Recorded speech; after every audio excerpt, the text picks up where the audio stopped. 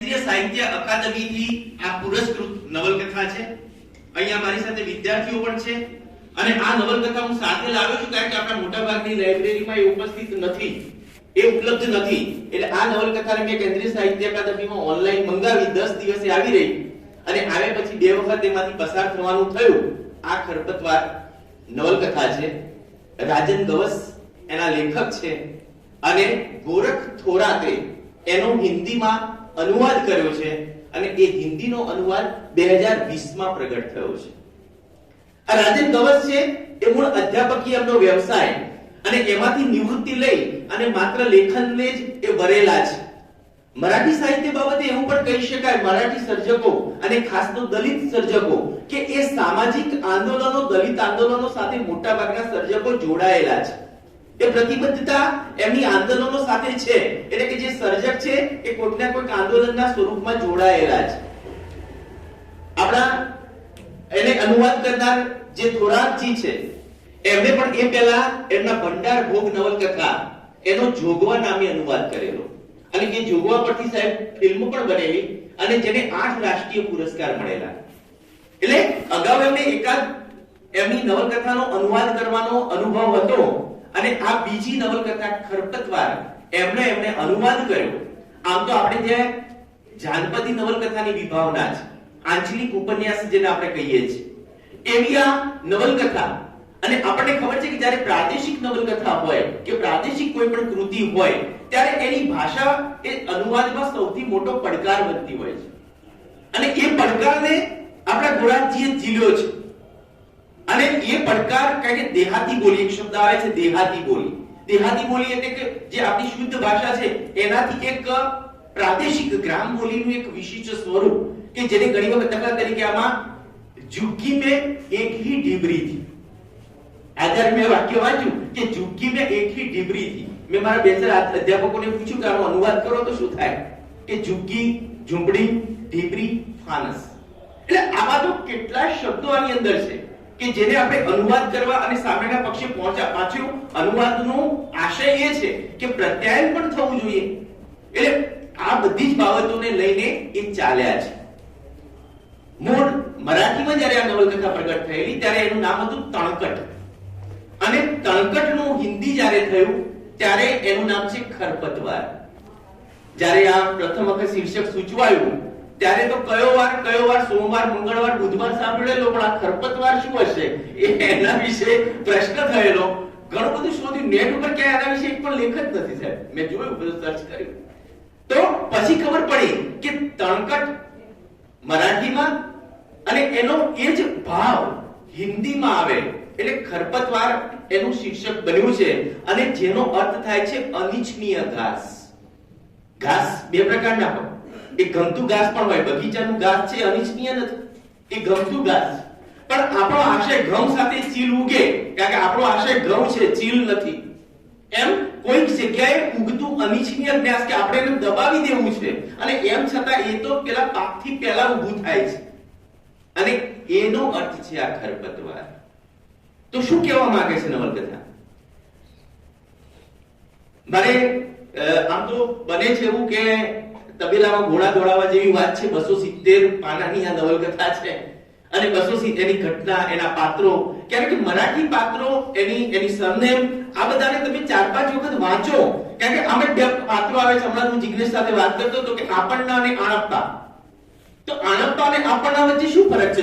નજીક લાગે કે બા લગભગ 25-30 થી વધારે પાત્રો, એકબીજા સાથેનો સંબંધ, આખો ઘટનાક્રમ કઈ રીતનો ચાલે છે, આખી એકાદ કલાકની વાત થાય તો આને સરસ રીતે સમજી શકાય। એમ છતાં ટૂંકમાં એની જે વાત કરવી છે કે લગભગ 1975 આસપાસનો સમય, ઇન્ડિયામાં જ્યારે ઇમરજન્સી લદાઈ અને ત્યાર પછીનો આપણા 20મી સદીનો લગભગ 8મો 9મો દાયકો।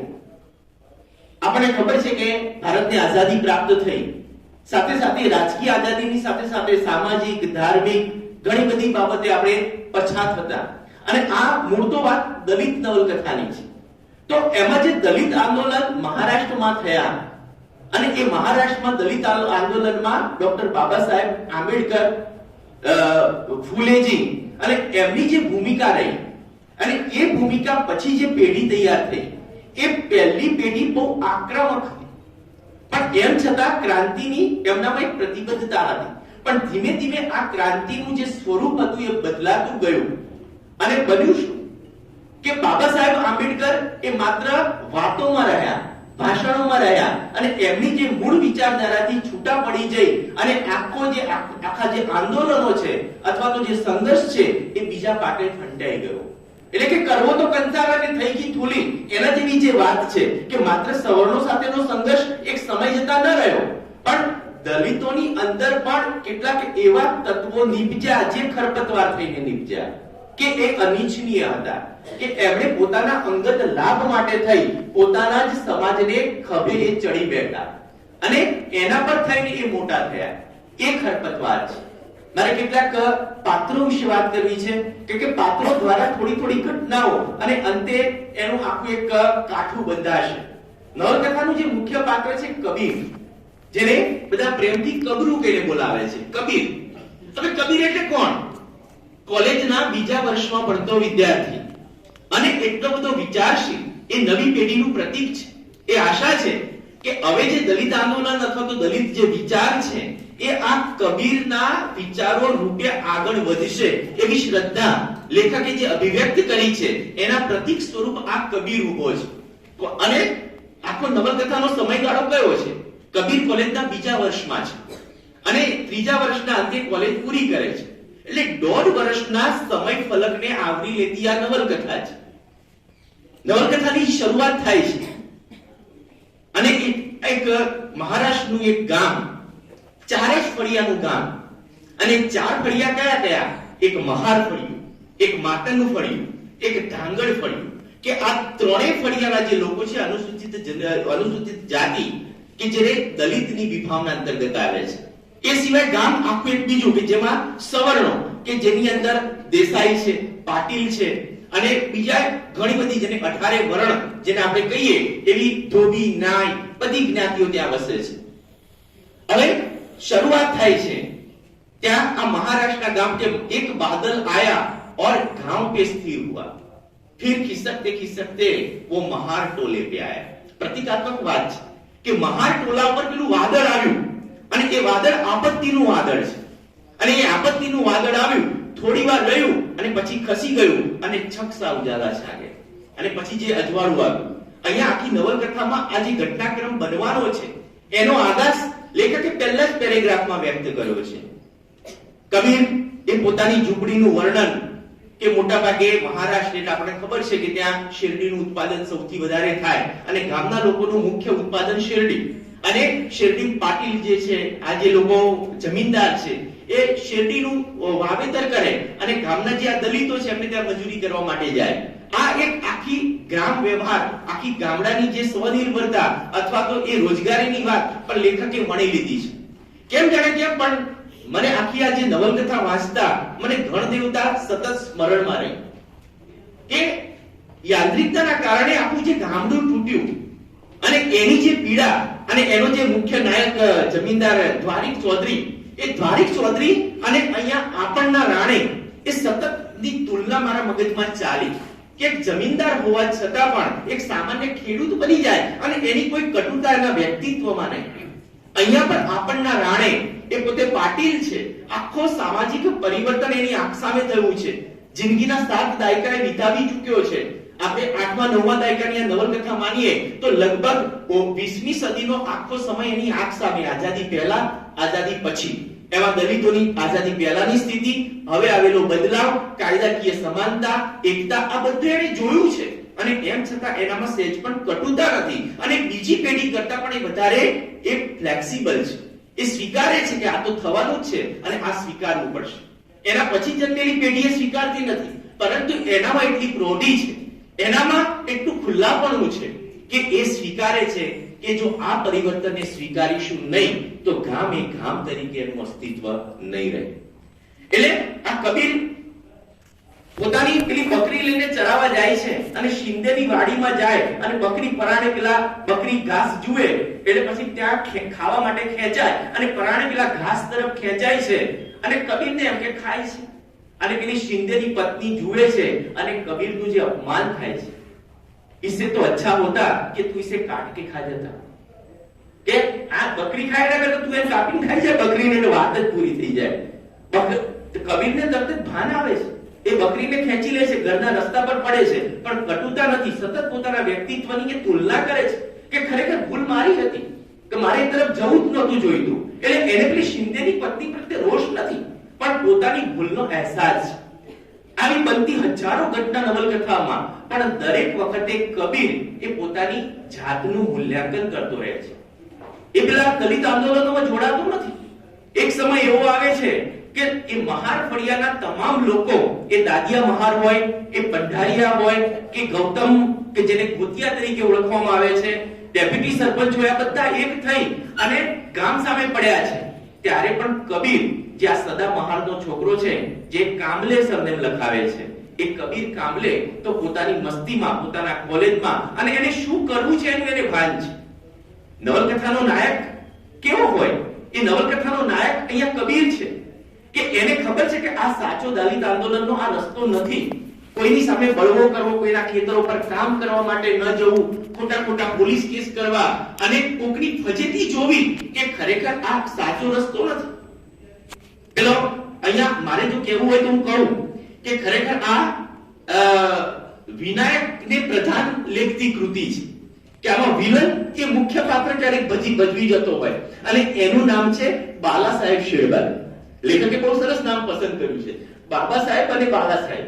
તો આ બાલા સાહેબ શેરવાલે છે એ કુર્મી જાતિનો એક એવો ગામમાં રહેતો માણસ કે જે નથી દલિત કે નથી સવર્ણ, અને બંનેનો લાભ ઉઠાવે છે। એટલે કે ક્યારેક સવર્ણો ભેગો જાય તો કે હું તમારા માનું છું, અને ત્યાં જાય તો કે હું તમારા માનું છું। એટલે આ બંને બાજુનો લાભ ઉઠાવી અને આ ગામમાં આખું જે વૈમનસ્ય છે, એ વૈમનસ્ય આ બાલા સાહેબ શેરવાલે પેદા કર્યું છે। કેટલીક નાની મોટી ઘટનાઓને કહી અને વાતનું સમાપન કરીશ, કારણ કે અહીંયા એવું હોય છે કે દૂર સુધી ગયા પછી પાછા વળવું પણ મુશ્કેલ હોય છે। એટલે નાની મોટી ઘટનાઓ કે કબીર ત્યાંથી પાછો વળ્યો। હવે બન્યું છે એવું કે ગામમાં બે ચાર સંસ્થાઓનો ઉલ્લેખ છે। એમાં ગામની ડેરી, આપણે જ્યાં દૂધ ભરાવતા હોય, ગામની ડેરી, સોસાયટી, ક્રેડિટ સોસાયટી, આ બધી સંસ્થાઓનો એમાં ઉલ્લેખ છે કે ગામની જે ડેરી છે એમાં 60,000 રૂપિયાનો ગફલો થયો છે। આ બાબા સાહેબ શેરવાલે કોણ છે? કુર્મી જાતિનો નાનો છોકરો, પહેલાથી મહેનતુ, એટલે પેલા જે આપણના રાણેની મેં જે વાત કરી કે જે વડીલની વાત કરી, એને પર્સનલ એની દેખરેખ રાખી છે, અને ભણ્યા પછી એને બેંકમાં, જિલ્લાની સહકારી બેંકમાં નોકરીએ લગાડ્યો છે। અને શરૂઆતમાં તો એને પોતાની મહેનતથી આખા ગામને વશમાં કર્યું છે। એને પેલી સોસાયટીના સેક્રેટરી થવાનો મોકો આવ્યો, એ વખતે એને ના પાડી કે ના, કામ હું કરીશ, પણ સેક્રેટરી પદે, ચેરમેન પદે તો ગામના વડીલ જ હોય। આવું કઈ કઈને લોકોની લાગણીઓ જીતી ચૂક્યો છે, અને લોકોને સંપૂર્ણ વિશ્વાસ એની પ્રત્યે છે। એટલે ગામની ડેરીનો ચેરમેન છે, એનું નામ છે બંડુ ચેરમેન, અને એનો જે તુલસીદાસ સેક્રેટરી છે, કામ બંનેની સહીઓ બંનેની, પણ કામકાજના હિસાબો રાખે છે આ બાલા સાહેબ શેરવાલે। અને એ હિસાબો રાખવામાં આને 60,000 રૂપિયાનો ગફલો કર્યો। ગામની એક મીટિંગ મળી છે, અને એમાં આક્ષેપ થાય છે પેલા બંડુ ચેરમેન સામે કે તમે 60,000 રૂપિયાનો હિસાબ મળતો નથી। એટલે પેલા માનવા તૈયાર નથી, ઉભો થઈ જાય છે, અને દગડુ દેસાઈ, આ બંને સવર્ણ પણ બંને એકબીજાના પ્રતિસ્પર્ધી, કે એ પેલો વાર્ષિક ઓડિટ રિપોર્ટ મૂકે છે કે જુઓ આ વાર્ષિક ઓડિટ રિપોર્ટ છે, અને એમાં 60,000 રૂપિયાની ગોલમાલ દેખાય છે।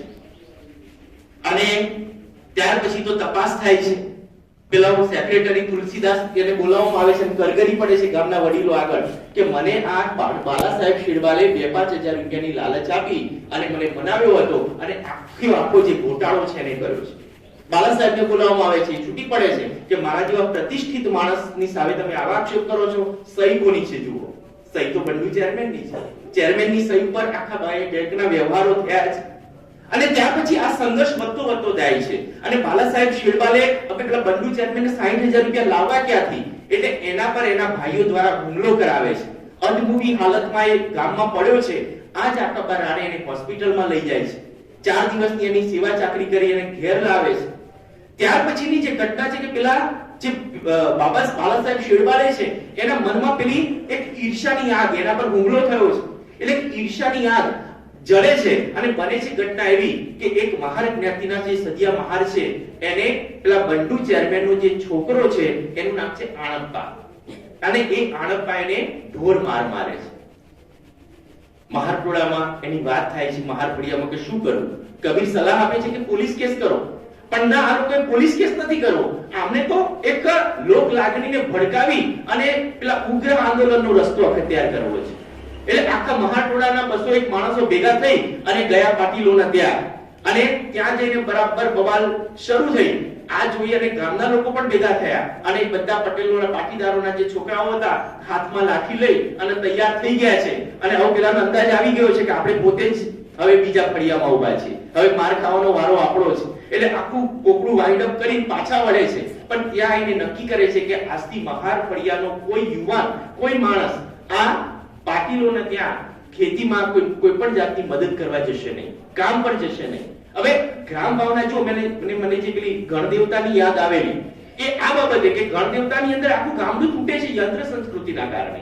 અને અહીંયા જે ગામડું તૂટે છે એ કેટલાક સ્વાર્થી, આ ખરપતવાર જેવા કેટલાક માણસો છે એમની નીચ વૃત્તિને કારણે આખો આજે સમાજ, આપણી વર્ણ વ્યવસ્થા તો ખરી જ, પણ વર્ણ વ્યવસ્થાનો અંતિમ શું છે જ્ઞાતિવાદ, અને એ પણ ઉગ્ર જ્ઞાતિવાદ કે જે 2022 ની ચૂંટણી સુધી વિસ્તર્યો. અને હવે તો કદાચ એ આગળ વધતો એનો વિકરાળ સ્વરૂપ આપણી સામે આવી રહ્યું છે. આ જે જ્ઞાતિવાદ છે એ જ્ઞાતિવાદને આગળ ધરી અને પછી જે બહિષ્કાર કે ગામને ત્યાં કોઈ ખેતીમાં જવું નહીં, અને પાછો ઉલટો કેસ પોલીસમાં દર્જ થાય છે કે પેલા આપણને તો માર્યો પણ ગામે અમારો બહિષ્કાર કર્યો. ત્યાં પોલીસ આવે છે અને બધા પેલા જે દોષી છે એને પકડી જાય છે. ગામમાં ઘણી બધી આવી ઘટનાઓ બને છે. અને આ બધી જે ઘટનાઓના અંતે પછી બને છે એવું કે પેલો બાલા સાહેબ શેડવાલે છે એ દલિત ઉદ્ધારક તરીકે પોતાની જાતને સાબિત કરવા માટે મથે છે. એ પેલા મહાર ફળિયામાં પહેલી વખત લાઈટ લઈ આવે છે. આપણે ત્યાં ગુજરાતમાં લાઈટ 70 ના દાયકા પછી આવવાની શરૂઆત થયેલી. એટલે ત્યાં જો લાઈટ ક્યાં આવી છે, કોક શ્રીમંત ઘર છે એના પર માલર આવી છે, અથવા તો ત્યાં ફળિયામાં જેને શેરી લાઈટ તરીકે કહે એમાં ક્યાંક નાનો બલ્બ સળગે છે. એટલે બાલા સાહેબ શેડવાલે બધા જ મહારના જે 40-50 ઘર છે એ બધામાં લાઈટનું કનેક્શન અપાવ્યું. પણ કઈ રીતે? સરકારનો નિયમ હતો કે 15 રૂપિયા ભરો અને લાઈટનું કનેક્શન મેળવો. આ બાલા સાહેબે ઘર દીઠ 200 રૂપિયા ઉઘરાવ્યા છે, અને જેની કોઈને ખબર જ નથી. ગામનો જે તલાટી છે એની સાથે મળેલો છે. બીજું શું કર્યું બાલા સાહેબે? બાબા સાહેબ આંબેડકરની તસવીરો લાવ્યા લોટમાં અને મહાર ફળિયાના દરેક ઘરમાં આપી કે બાબા સાહેબ તો આપણા છે, અને આ માતંગોના નથી એ ધાંગડોના, પણ બાબા સાહેબ તો આપણા છે. હવે કોના બાબા સાહેબ? હમણાં પણ મળદા બેઠા કરવાનું આ બધું ચાલી રહ્યું છે. આપણે ત્યાં છેલ્લા કેટલાક સમાચારોમાં જોઈએ છે કે મરેલા માણસો વિશે વિવાદ અને મળદા બેઠા કરીને આપણે ધૂણાવીએ છીએ. એમ અહીંયા પણ એ જ વાત છે કે માણસોને વેચો, આ અમારા ના તમારા, બધા વેચી લીધા છે. બીજું શું કર્યું કે ક્રેડિટ સોસાયટી, હવે ગામની અંદર પેલો જે ગૌતમ કરીને એક છોકરો છે કે વધારે પડતો ઉગ્ર અને ગામની અંદર 10મું પાસ કરી અને રખડી ખાય છે. આખા મહાર ટોળાના 15-20 છોકરામાંથી એક કબીર એકલો જ ત્યાં કોલેજમાં અભ્યાસ કરે છે. બાકીના બધા છોકરા 10મું પાસ કરી અને રખડી ખાય છે. એટલે આ લોકોને ક્રેડિટ સોસાયટીની રચના અલગ કરી અને એ ક્રેડિટ સોસાયટીમાં પેલો ડેપ્યુટી સરપંચ મહારનો છે એને ચેરમેન બનાવે છે, આ ગોતિયાને એનો સેક્રેટરી બનાવે છે અને આખી ક્રેડિટ સોસાયટી ઊભી કરે છે. બીજું શું કર્યું કે વિધવા સહાય, સંજય ગાંધી નિરાધાર સહાય યોજના અંતર્ગત દરેકને 60 રૂપિયા દર મહિને મળે એ રીતની યોજના. દરેકને એવું લાગે છે કે બાલા સાહેબ શેડવાલે છે એ અમારો ઉદ્ધારક છે અને એના વગર ઉદ્ધાર નથી. બીજી બાજુ બાલા સાહેબ શેડવાલેનું વ્યક્તિત્વ આ બધાનો લાભ ઉઠાવવાનો તો ખરું, પણ નૈતિક રીતે પણ અધપતનના રસ્તે છે. જ્યારે કોઈ પણ વાત હોય, રાત્રે દારૂના અડ્ડા પર જવું અને દારૂ પીને ગમે ત્યાં રસ્તા પર પડી રહેવું. સુલી મહાર જે રામા મહારની પત્ની છે એ સુલી સાથેના એના અનૈતિક સંબંધો, પોતાની પત્ની તારા, એને પાસે 4 બેબી ને 1 બાબો, 5 બાળકો છે, અને એમ છતાં ઘર પ્રત્યે બિલકુલ ધ્યાન ન આપવું, અને તારા સાથેના એના ઝઘડા, અને એ ઝઘડામાં બને છે એવું કે તારા અને બાલા સાહેબ એના વચ્ચે મધરાતે ઝઘડો થાય છે. આજુબાજુના લોકો કંટાળ્યા છે, રોજ એના નામનું નાટક છે. એટલે એક વખત બધા ભેગા થઈને બરાબર એને મારે છે, અને સુલી કહે છે કે સાલે કે મુંહ પે ગોબર પોત દો. ગોબર પોતો, અને ખરેખર ગોબર લાવીને પેલા બાલા સાહેબને ખવડાવે છે, એના હોસ્પિટલમાં દાખલ થવું પડે એટલો એને મારે છે. અને ત્યાં બાલા સાહેબ હોસ્પિટલમાં દાખલ થાય છે. બે દિવસ પછી ખબર પડે છે કે ગામની સુલી મહારને લઈ અને બાલા સાહેબ ભાગી ગયો છે. હવે ઘણી બધી ઘટનાઓ છે, તમે પોતે પણ વાંચો, બહુ મજા આવશે, એકાદ વખત કંટાળો આવશે, પણ આખું કઈ રીતે કામ કરે છે. તો આ બાલા સાહેબ લઈને ભાગી ગયો. ક્રેડિટ સોસાયટીમાંથી 15-20 જણાના નામે લોન લીધી છે, અને એ બધા પેલા મહાર ફળિયાના લોકો છે, અને દરેકના નામે 40,000, કોઈના નામે 30,000, 4 થી 5 લાખ રૂપિયાનો ઘોટાળો કરી બાલા સાહેબ એ મહારટોળાની સુલીને લઈ અને ભાગી ગયો. બધા બરબાદ થઈ ચૂક્યા છે. કવિ શું કરું? અને એ વખતે જ કબીર એમની મદદે આવે છે.